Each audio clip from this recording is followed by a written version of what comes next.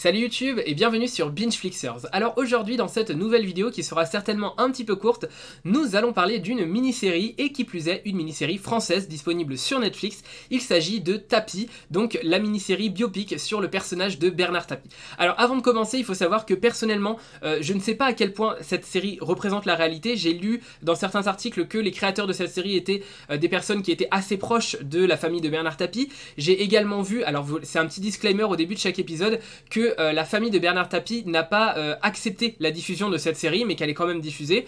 Donc voilà, je sais pas à quel point ça reflète la réalité, à quel point ça met en valeur ou ça critique le personnage. Franchement, je sais pas, j'ai trouvé que c'était un petit peu partial par moment parce que on sent quand même qu'il y a vraiment une volonté de le mettre en valeur. Il est vraiment présenté comme un homme du peuple, alors que moi, dans les souvenirs que j'ai de Bernard Tapie, de ce que j'en ai pu lire à l'époque ou de ce qu'on a pu m'en raconter, j'avais pas le souvenir que ce soit un homme aussi proche du peuple que ça, mais plutôt un businessman vraiment qui va là où il y a de l'argent à faire, et c'est tout à fait normal puisque c'est un businessman. Je l'avais plutôt, en tout cas moi il m'avait plutôt été présenté comme ça. Alors après là dans la série il est plutôt présenté comme quelqu'un proche du peuple, chose que je ne savais pas, mais en tout cas la série reste pour autant vraiment super intéressante. C'est une série de 7 épisodes, donc ça se regarde relativement rapidement. C'est une mini-série, donc il y a un début et une fin, et c'est vraiment construit, ça va du début à la fin, ça ne tortille pas dans tous les sens, et la série garde un rythme vraiment assez intéressant tout au long de ces épisodes. Alors en même temps, c'est vrai que c'est difficile déjà de raconter tout ce qu'a pu faire Bernard Tapie, parce qu'il faut savoir que c'est un homme d'affaires, mais c'est aussi un homme qui a fait de la politique, qui a été vendeur, qui est parti vraiment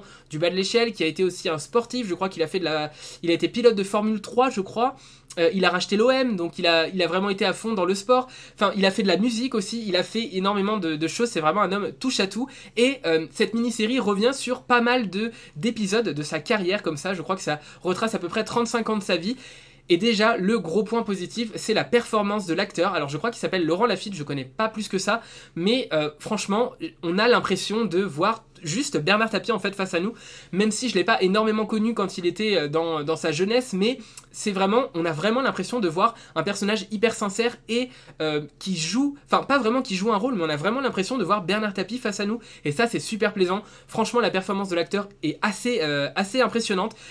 Ça permet notamment de super bien rentrer dans la série parce que on s'attache au personnage de Bernard Tapie. Alors on s'attache pas forcément émotionnellement, mais on s'attache dans le sens où on a vraiment envie de savoir jusqu'où il va pouvoir aller. C'est quand même un personnage assez fou. Comme j'ai pu vous le dire, il a fait énormément de choses, donc on ne sait jamais vraiment où est-ce qu'il va s'arrêter, quel va être son prochain but, et ça va vraiment dans tous les sens. Alors après, il est également aussi présenté dans la série comme un homme un peu macho. C'est vrai que on sent que c'est une série des années... Enfin, c'est une série récente, mais on sent que ça dépeint une réalité des années 80-90. C'est assez différent de la réalité de l'époque. Les choses ont pas mal changé, et heureusement d'ailleurs, parce qu'il est vraiment présenté un petit peu comme un connard par moment, notamment avec sa... Alors, je sais pas vraiment si c'est sa femme, mais plutôt sa petite amie de l'époque.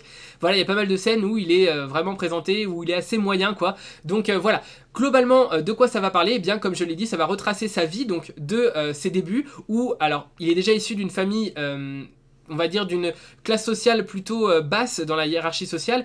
Donc vraiment c'est un self-made man français qui va vraiment grandir comme ça à travers toute sa motivation. Vraiment c'est vraiment ce qui transpire de la série, c'est une motivation à toute épreuve, une détermination folle, et donc il va commencer en tant que chanteur. C'est d'ailleurs assez marrant parce qu'il y a un clin d'œil avec, en fait, les deux chanteurs en vue de l'époque, c'est Bernard Tapie et Michel Polnareff, et lui il est toujours en train de critiquer Michel Polnareff, que Michel Polnareff c'est de la merde, ça marchera jamais et tout, alors qu'au final quand on sait le résultat aujourd'hui, eh bien celui qui a le plus réussi dans la musique, c'est pas forcément Bernard Tapie. Donc ça c'est assez marrant, il y a pas mal de clins d'œil comme ça à plusieurs moments de la série où ils critiquent Michel Polnareff. Alors je sais pas si ils étaient vraiment en concurrence comme ça toute leur vie, mais voilà, c'est vraiment les débuts de Bernard Tapie où il va essayer de se faire un nom dans la musique, chose qui ne va pas du tout marcher. Ensuite il va plutôt retourner vers ses talents d'orateur nés, vraiment il a vraiment un talent inné pour convaincre les gens et pour les motiver à acheter quelque chose ou à faire quelque chose, et donc il va être vendeur de télé. Alors ça va être très compliqué pour lui parce qu'il voit les choses vraiment toujours en grand. Bernard Tapie, c'est un petit peu son défaut et à la fois sa qualité, c'est qu'il voit toujours les choses en grand, et là il a envie un petit peu d'être calife à la place du calife. Donc son patron va souvent le remettre à sa place parce que il a des idées foisonnantes, il a toujours envie d'innover, de faire des nouvelles choses et tout, sauf que ça va pas forcément être dans les goûts de son patron, mais pour autant il va quand même obtenir un poste de choix choix et il va continuer à évoluer comme ça tout au long de sa vie, notamment avec l'argent qu'il va réussir à se faire. Il va tout de suite investir dans d'autres choses, dans des choses beaucoup plus grandes. voilà, on va le voir vraiment évoluer tout au long de sa vie, retracer sa vie. Il y a aussi tout le moment où il a racheté le club de l'OM. Il y a il y a plusieurs épisodes qui sont comme ça centrés sur sa quête de réussite dans le football français, où il veut vraiment hisser le club de l'Olympique de Marseille au sommet de la hiérarchie européenne, chose qui ne va pas être forcément facile. Après, c'est une autre époque aussi dans le foot, il y avait beaucoup moins d'investissement, mais lui, ça va vraiment être un visionnaire dans pas mal de domaines, et notamment dans le fait de vouloir à tout prix acheter les meilleurs joueurs pour être le meilleur et avoir les meilleurs entraîneurs pour créer un cadre assez positif pour que ces joueurs puissent évoluer au meilleur niveau. Et dans pas mal d'autres domaines, il est aussi présenté comme quelqu'un d'assez visionnaire, qui arrive à comprendre un petit peu les besoins de la société avant qu'il soit là.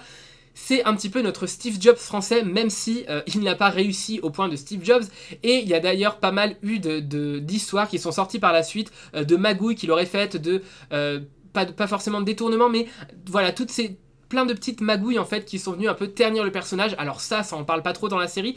C'est pour ça que je dis que c'est quand même plutôt une série qui met en valeur le personnage de Bernard Tapie, même si sur la fin on assiste plutôt à une déchéance relative. C'est pas non plus une énorme déchéance, mais il est face à la justice, ça va être très difficile pour lui. Il va être vraiment au plus bas moralement, et il y a pas mal de scènes qui sont assez mémorables, notamment je pense à une scène avec le juge. Je vais pas trop vous spoil de quoi il va se passer, mais il y a une scène où il est dans un cabinet à échanger avec un juge, et je trouve que la scène est vraiment superbe, le dialogue est génial, c'est une scène vraiment mémorable, je trouve que la scène est très très bien construite, les dialogues sont super bien écrits dans cette scène là, et c'est vraiment une scène de laquelle on se souvient, qui vient nous laisser vraiment, parce que ça arrive sur la fin de la série, donc il nous laisse vraiment un très bon souvenir de cette série, plutôt un bon souvenir de cette série.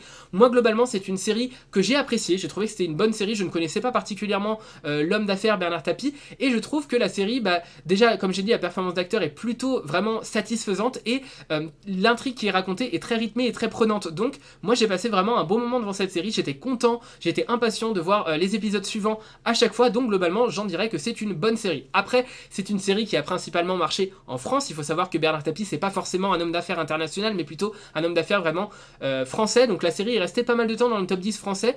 Je crois qu'elle est restée jusque fin octobre, début novembre. Donc c'est quand même assez impressionnant pour une mini-série de 7 épisodes. Mais pour autant, à l'international, ça n'a pas plus marché que ça.